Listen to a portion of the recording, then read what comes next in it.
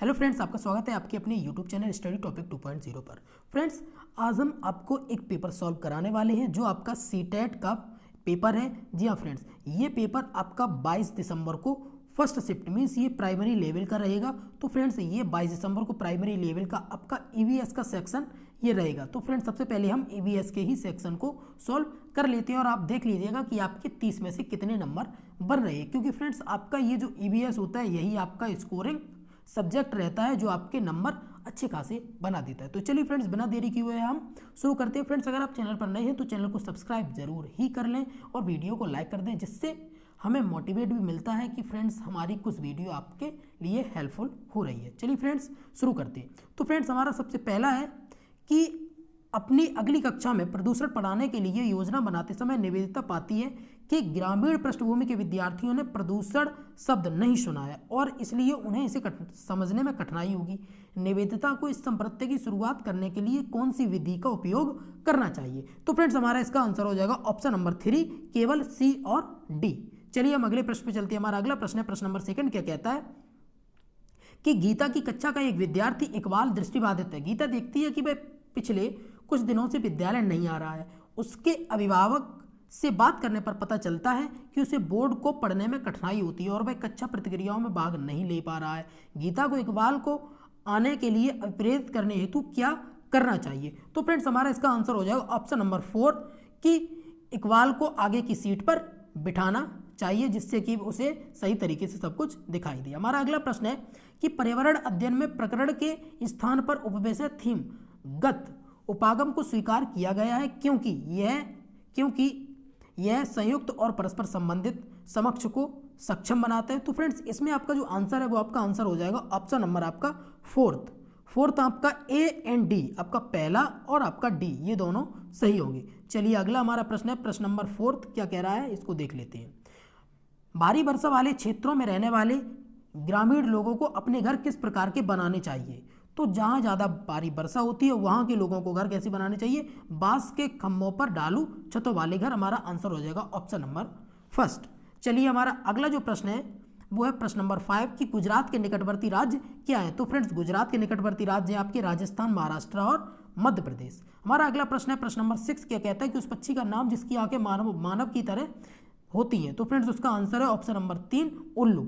हमारा अगला प्रश्न है प्रश्न नंबर 7 क्या कह रहा है कि पर्यावरण अध्ययन के अध्यापक को क्या करना चाहिए? तो फ्रेंड्स, ये हमारा आंसर है ऑप्शन नंबर 3 पाठचर्या का क्रियान्वयन करना चाहिए। चलिए अगला हमारा प्रश्न है प्रश्न नंबर 8। आपका घर एक्स पर स्थित है और आपका विद्यालय वाई पर स्थित है। अपने विद्यालय पहुंचने के लिए आप पहले ठीक उत्तर दिशा में 3 किलोमीटर जाते हैं, फिर ठीक पूर्व दिशा में 4 किलोमीटर। वाई पर आपके विद्यालय के सापेक्ष आपके घर की क्या स्थिति होगी? तो फ्रेंड्स, हमारा इसका आंसर है ऑप्शन नंबर 4 5 किलोमीटर उत्तर पश्चिम। चलिए हमारा अगला प्रश्न है प्रश्न नंबर 8।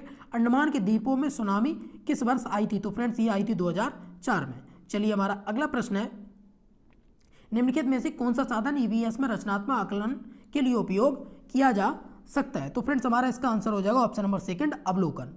हमारा अगला प्रश्न है प्रश्न नंबर 11 घाना नेशनल पार्क। तो घाना नेशनल पार्क आपको पता है कि राजस्थान में है। हमारा आंसर हो जाएगा ऑप्शन नंबर 3।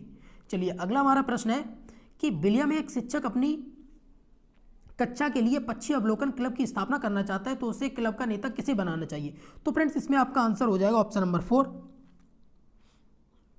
वह स्वयं को अपने आप को नेता घोषित करेगा।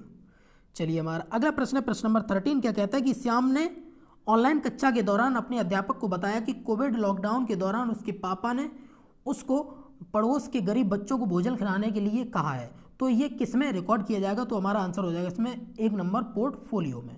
हमारा अगला प्रश्न है प्रश्न नंबर 14 क्या कहता है कि घटपर्डी।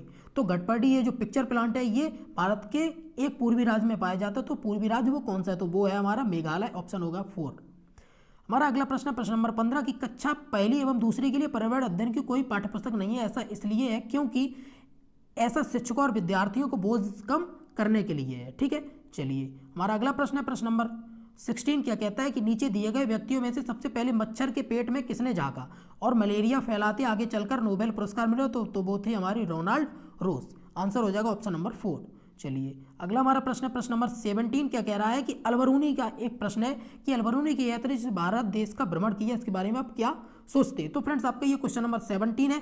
इस 17 का जो आपका आंसर है वो आपका इसमें आंसर रहने वाला है कि इसमें से पूछा गया कि कथनों पर विचार कीजिए। तो अलबरूनी ने भारत का भ्रमण किया था, बिल्कुल सही बात है। तो फ्रेंड्स आपका आंसर हो जाएगा ऑप्शन नंबर सेकंड। ये तीनों बातें बिल्कुल सही है। चलिए अगला हमारा प्रश्न है, प्रश्न नंबर 18 क्या कहता है कि मिर्ची हमारे देश में कहाँ से आई? तो दक्षिण अमेरिका से आई। आंसर हो जाएगा ऑप्शन नंबर सेकंड। चलिए अगला हमारा प्रश्न है, प्रश्न नंबर 19, ईबीएस के लिए रचनात्मक आकलन है। तो ईबीएस की अगर हम बात करें तो इसका हमारा आंसर हो जाएगा ऑप्शन नंबर हमारा सेकंड हो जा रहा है, ए बी और सी ये तीनों हैं। ठीक है फ्रेंड्स, चलिए हमारा अगला प्रश्न है, प्रश्न नंबर हमारा 20 है। क्या कह रहा है इसको देख लेते हैं। भोजन पाठ पर चर्चा करते हुए गुरप्रीत विद्यार्थियों से प्रश्न करती है कि आपके शरीर में, आपके परिवार में सबसे बाद में भोजन कौन करता है? सब्जियां कौन खरीदता है? आपके परिवार में कौन खाना कौन पकाता है? तो फ्रेंड्स इन सभी बातों के लिए इसमें हमारा जो आंसर है वो हमारा आंसर हो जाएगा ऑप्शन नंबर सेकंड, क्योंकि केवल बी और सी की बात यहाँ कर रही है, मतलब परिवार की खान पान की आदतों के बारे में कोई बात नहीं हो रही है, तो यहाँ ये होगा। ठीक है फ्रेंड्स, चलिए अगला हमारा प्रश्न है, प्रश्न नंबर 21। क्या कह रहा है कि परिवार एवं मित्र पाठ के पूर्ण होने पर चेतन विद्यार्थियों का इकाई परीक्षण लेने का निर्णय लेता है। निम्नलिखित में से कौन सा कथन इस परीक्षण का सर्वाधिक उपयुक्त उद्देश्य है? तो फ्रेंड्स आपका ये क्वेश्चन नंबर 21 है। 21 का आपका आंसर हो जाएगा ऑप्शन नंबर 4। तीनों ऑप्शन हमारे सही हैं, ए बी सी। ठीक है, चलिए अगला हमारा प्रश्न है, प्रश्न नंबर 22। ये आपका गोवा, कश्मीर, केरल और हांगकांग से रिलेटेड है। तो फ्रेंड्स इसमें आपका आंसर जो है वो है, आपका आंसर है ऑप्शन नंबर ए, फर्स्ट वाला आंसर। ठीक है, चलिए हमारा अगला प्रश्न है, 3 पक्षियों का वह समूह जिसका प्रत्येक सदस्य वस्तुओं को हमारी तुलना में 4 गुना अधिक दूरी से स्पष्ट देख सकता है। तो फ्रेंड्स ये हमारा आंसर हो जाएगा ऑप्शन नंबर फर्स्ट, बाज, चील और गिद्ध। चलिए हमारा अगला है 24 नंबर का प्रश्न है, किसी व्यक्ति को गांधीधाम से नागरकोइल। तो फ्रेंड्स ये जब आप इसका डिवीजन करेंगे तो आप 48 से जब इसको डिवाइड करेंगे तो आपका आंसर आएगा 15 मीटर पर सेकंड। आंसर हो जाएगा ऑप्शन नंबर 3। चलिए अगला हमारा प्रश्न है 25। 2 बच्चों को क्लिनिकल विकृति रिपोर्ट नीचे अनुसार दी गई। तो फ्रेंड्स इनमें दोनों में जो है ना वो एनीमिया, रक्त अल्पता से ये दोनों पीड़ित है। तो हमारा आंसर हो जाएगा ऑप्शन नंबर ए।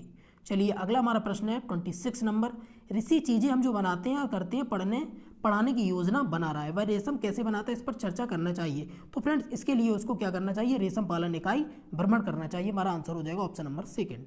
हमारा अगला प्रश्न है 27 नंबर, स्लॉथ के विषय का एक प्रश्न है। तो फ्रेंड्स स्लॉथ लगभग 20 घंटे पेड़ से उल्टे सिर लटक कर मस्ती से सोता है। तो ये तो बिल्कुल गलत है।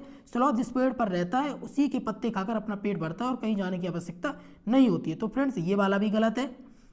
आगे और देख लेते हैं, स्लॉथ की आयु लगभग 20 वर्ष होती है और इतने समय में वह 2 पेड़ों पर ही रह पाता है। तो फ्रेंड्स हमारा इसमें आंसर हो जाएगा, ये हमारा जो सेकंड नंबर का है ये वाला सही रहेगा, केवल बी और बाकी के हमारे गलत हो जाएगा। आंसर होगा ऑप्शन नंबर सेकंड।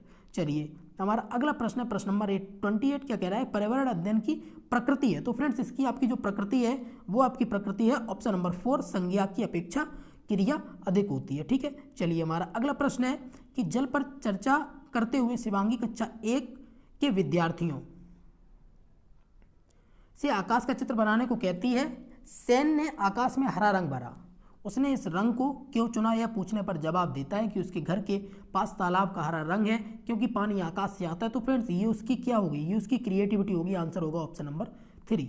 हमारा अगला प्रश्न है, प्रश्न नंबर 30। क्या कह रहा है कि रमेश कक्षा 5 में जंतुओं को पढ़ाने के लिए नाटक का उपयोग करना चाहता है, उसे क्या करना चाहिए? तो फ्रेंड्स इसमें आंसर हो जाएगा ऑप्शन नंबर फर्स्ट, स्वयं नाटक लिखकर निर्देशित करे।